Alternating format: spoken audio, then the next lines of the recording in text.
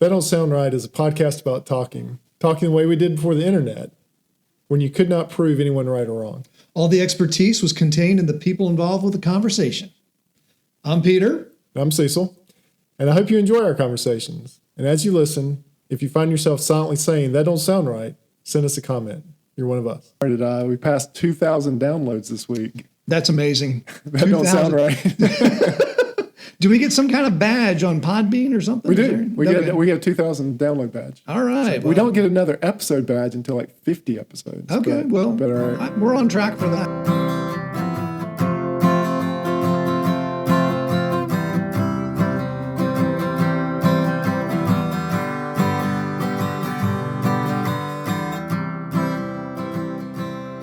Hey, Peter.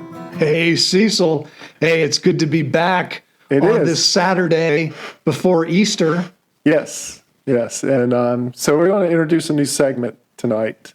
So we're going to try something new, you're thinking, huh? A new segment. We're going to need feedback from the TDSR listeners. I think the TDSR listeners will understand why we need feedback after you explain what we're about to do. Yeah, so the segment, it's going to be a recurring segment. We have tentatively named Words of Wisdom. There you go. And so, hopefully there's something that's in your heart that's saying, that don't sound right.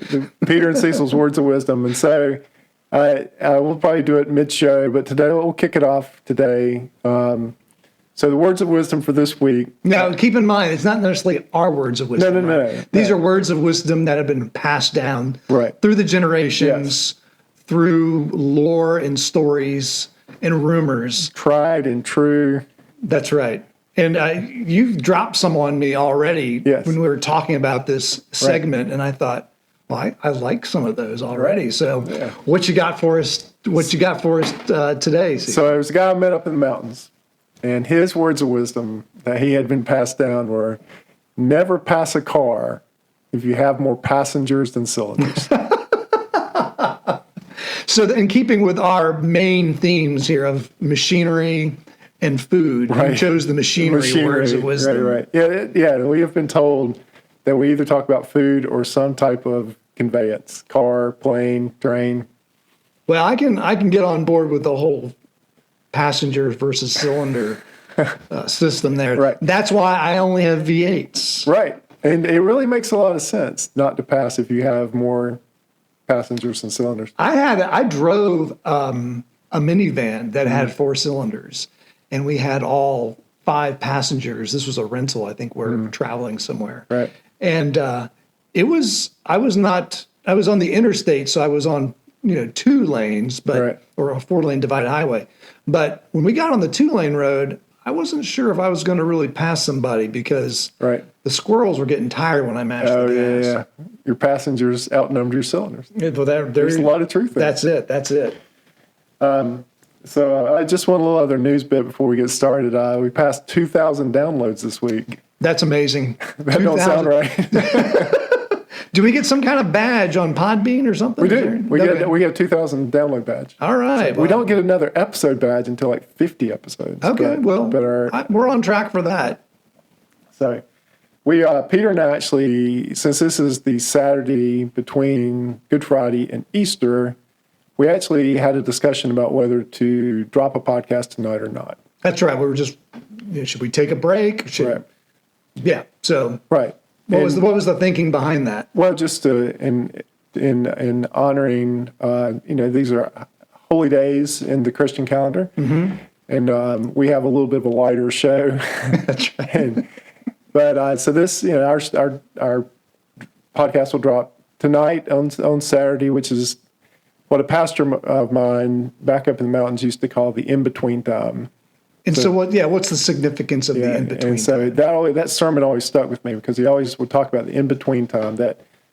So the time between Christ's crucifixion and the resurrection, people were waiting, and they were waiting for the resurrection. And now we're in the in-between time again from the time of Christ being here and the time of him coming back. So there's this parallel between the in-between time. And so Saturday, to me, I always think that I was the in-between time. I got you. Yeah. That makes sense, yeah. But really, we thought about it, and actually the resurrection is a big That don't sound that right. don't sound right to a lot of people in the world. And so, So when we say when we say the resurrection, what do we mean? yeah, so we're talking about the resurrection of Jesus Christ from the dead. Right. And so, if you're not familiar with that, if you pick up a Bible has books in it, Genesis, Exodus, Leviticus, Matthew, Mark, Luke, John.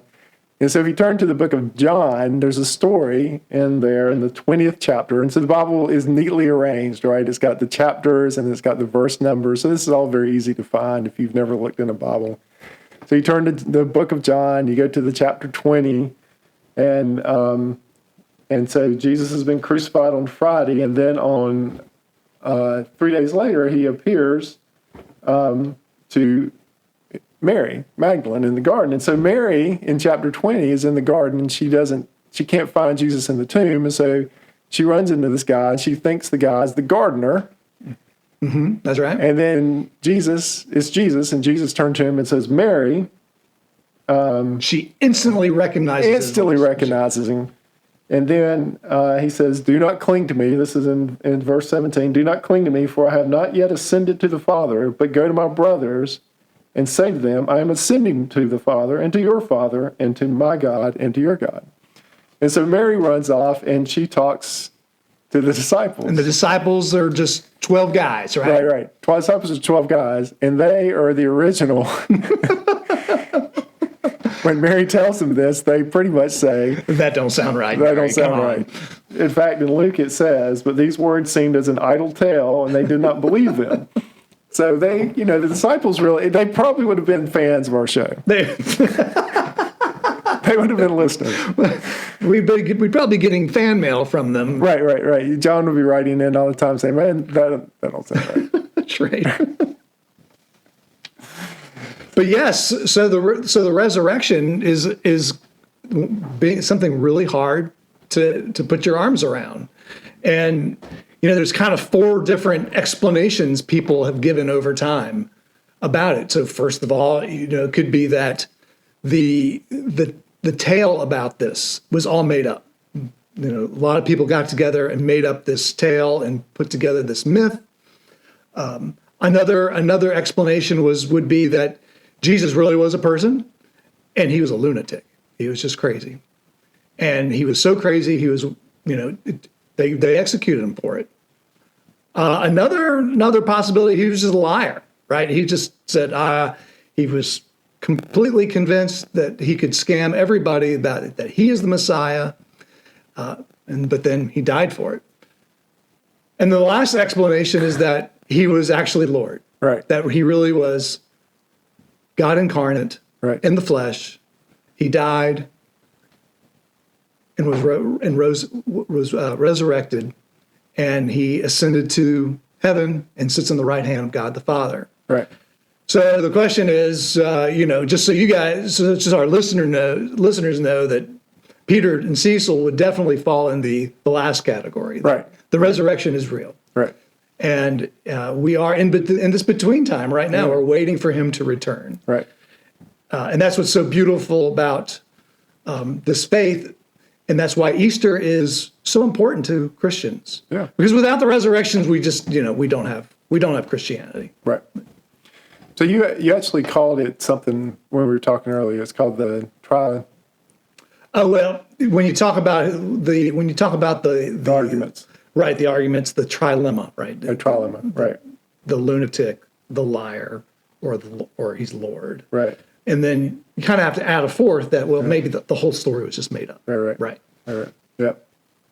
It's interesting. So if you are interested in what we just said, you can go to John, you can pick up a Bible. You don't even have to pick up the whole Bible, you just pick up a New Testament. That's right. Don't Google it. Yeah, don't Google it. Just pick up the Bible. Just read it. In fact, there's good apps, Bible apps, and you can go straight to John. Being good Presbyterians, we would say the ESV version. Which is what is it, ESV? Yeah, it's the ESV, but I grew up with the NIV myself. I grew up with the Good News. Well, there you go. Which, would be frowned upon. The Good News version, what I used to read growing up, was the was a translation, but it was written in modern English. In fact, I think that was the secondary name for it. It was like the modern, I don't know. Man, I won't even say that. Anyways, it was called the Good News Bible. Right. But it was written in a more contemporary language. Yeah. Okay. Right. Well, so I mean, our encouragement to anyone who's curious, and that's kind of our tagline: stay curious and keep talking. Just go read the Book of John, right, and see what it has to say, and see what strikes you. Yeah, send us an email. Right. Either way, you might say that whole book don't sound right. Man, that's fine, but just give it a shot. It reminds me. There's a lot of that don't sound right moments in the Bible. From the very beginning, right? Yeah. So, what my other favorite one is? What's that? I think it's in Ezra. I think it's Ezra 9. Mm-hmm. And so Ezra, he's bragged so much to the king that God is going to protect them on the trip back to Jerusalem that he's embarrassed to ask the king for an escort. So like all of a sudden he's like, oh, wait a minute. I've really got to depend on God now because I've said I want to depend on God. But I've said it so much, I can't ask the king for an escort back to Jerusalem. Because he'll say, you said you didn't need one. Right. He's like, you just said your God will protect you. And so Ezra, he holds a fast at the River Ahava to ask God for protection back to Jerusalem. Right. But it's just that great little moment of humanity. Because, I think a lot of people that don't read the Bible don't realize that, these are like real people that did real things. And there's just these details, man, and that's just such a great detail where someone's like gotten out over his skis basically in his faith. That's right. And it's like, okay, wait a minute. I've really got to, if I believe this, I've got to put my money where my mouth is. That's right. Yeah. So, well, it don't sound right, but you have come to the end of another that don't sound right. That's perfect. Yeah. Perfect timing. Yeah. So we hope tomorrow, if you are a believer, you have a fantastic Resurrection Sunday. We will be celebrating with you. If you are not, then we would encourage you to be curious. And keep talking. And keep talking. Happy Easter. Happy Easter.